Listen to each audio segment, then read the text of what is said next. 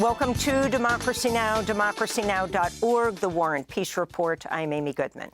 Russia's state media is reporting imprisoned opposition leader Alexei Navalny has died at the age of 47. Prison authorities said in a statement earlier today Navalny felt ill after going on a walk and lost consciousness.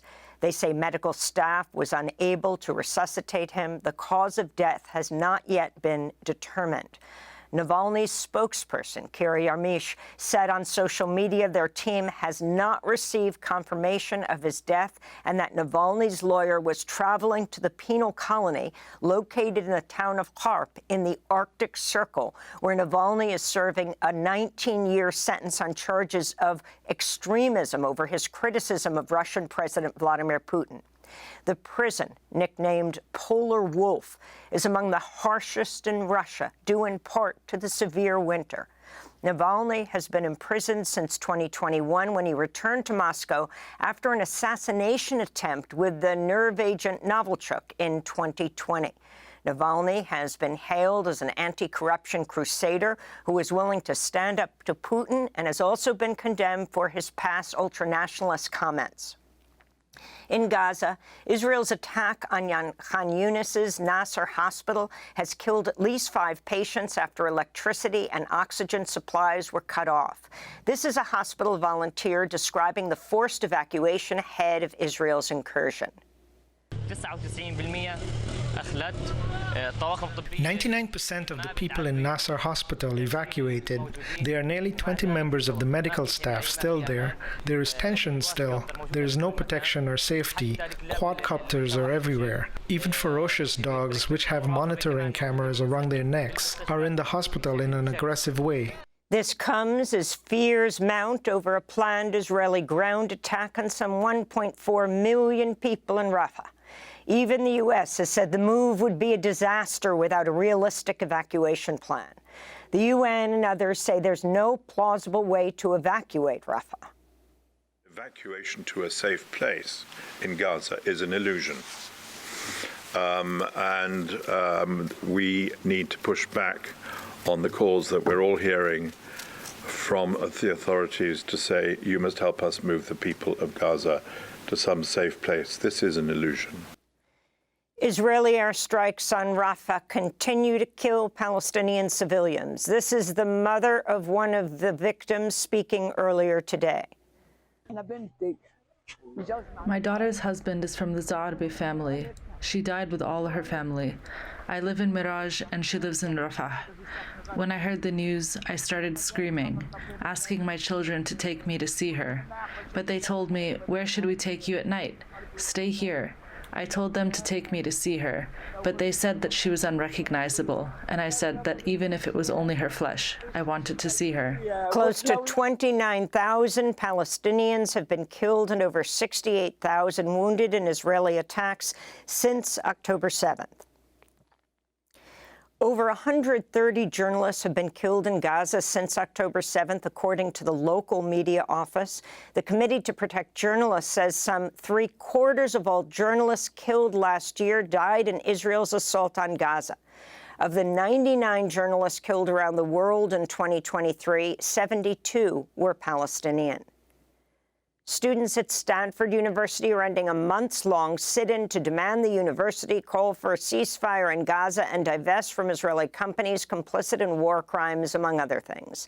Stanford officials had started cracking down on the action, which began in October, threatening to arrest and discipline students who camped out on campus. But the school finally agreed to 2 meetings with the group to discuss their demands, leading to the decision to disband the longest continuous sit-in in Stanford's history. New York Judge Juan Merchan ruled that Donald Trump's hush money case can proceed, setting March 25th as a start date for the first-ever criminal trial of a former U.S. president.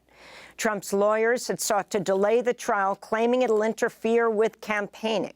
Trump will be required to attend the trial, which is expected to last 6 weeks. Meanwhile, New York State Judge Arthur Engoron is expected to rule today on the $370 million civil fraud case against Trump for inflating his business's net worth to obtain more favorable loans. This comes as Fulton County District Attorney Fani Willis took the stand in Georgia. Defense lawyers are seeking to remove Willis from the sweeping election subversion case against Trump and his allies over her romantic relationship with Nathan Wade, the top prosecutor in the case. Wade also took the stand Thursday as both parties denied any wrongdoing or any financial benefit from their personal relationship, which they say ended last year. Fani Willis sparred with Trump defense lawyers throughout the contentious hearing. You've been intrusive into people's personal lives. You're confused. You think I'm on trial. These people are on trial for trying to steal an election in 2020. I'm not on trial, no matter how hard you try to put me on trial. In other Trump news, the GOP frontrunner repeated his threat against NATO allies that he says do not pay enough into the military alliance. At a campaign rally in South Carolina Wednesday, Trump said, quote, "If they're not going to pay, we're not going to protect, okay?" Unquote. Vice President Kamala Harris is addressing the Munich Security Conference today, where she's expected to reassure NATO allies following Trump's remarks. Special counsel David Weiss has charged a former FBI informant with lying about President Joe Biden and his son Hunter Biden receiving millions of dollars from the Ukrainian energy company Burisma. Alexander Smirnov was arrested Wednesday at a Las Vegas airport. The Bidens' alleged illegal involvement with Burisma is central to Republicans' impeachment inquiry into the president. In Russia, anti-war opposition politician Boris Nadezhdin acknowledged his chances of running for the presidency against Vladimir Putin next month, quote, have plunged completely to zero, unquote, after Russia's Supreme Court rejected legal challenges to his disqualification. Nadezhdin's candidacy was thwarted last week when election authorities claimed there were irregularities in some of the signatures collected for his application. He said his campaign had nonetheless been successful in advancing an alternative to Putin. We have opened up a great breach. We have shown that a huge number of people in the country do not support the course that is being implemented now. A huge number of people want Russia to be peaceful and free. Senegal's Constitutional Council Thursday overturned President Macky Sall's decision to delay this month's presidential election, ruling the move unconstitutional. President Sall, who served the 2 terms allowed under Senegalese law, ordered the election be postponed until December, triggering deadly protests, plunging Senegal into political turmoil as his opponents accused him of orchestrating a constitutional coup. Senegal's Constitutional Council urged authorities to reschedule the vote as soon as possible. Greece has become the first Orthodox Christian country to legalize same-sex marriage. It's the 16th EU country to legislate marriage equality. The measure, which passed a parliamentary vote Thursday despite opposition from the powerful Orthodox Church, also grants same-sex couples equal parental rights, including the right to adopt. Members of Greece's LGBTQ communities gathered to celebrate the historic victory. I'm very happy. As someone who grew up in the countryside, this is a dream I've waited for many years, just like all of us. Literally, I am at a loss for words. I'm no longer a second-class citizen. We have the same obligations, but now we also have more of the same rights. 12 survivors of sexual abuse and trafficking by Jeffrey Epstein are suing the FBI for failing to protect them. The 12 unnamed plaintiffs say the FBI ignored tips and complaints about Epstein and his close associate Ghislaine Maxwell for over 20 years. Epstein died by suicide in a Manhattan jail in 2019 while awaiting trial on federal charges. Ghislaine Maxwell is serving a 20-year prison sentence after being convicted in 2022 of helping Epstein recruit and sexually assault teenage girls.